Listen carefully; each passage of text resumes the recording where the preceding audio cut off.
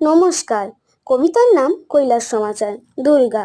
আমলো যা অসুরে তোর ফাটাস না আর গলা, ঘুরছে মাথা বন বনিয়ে, ঢুকছে কানে শলা।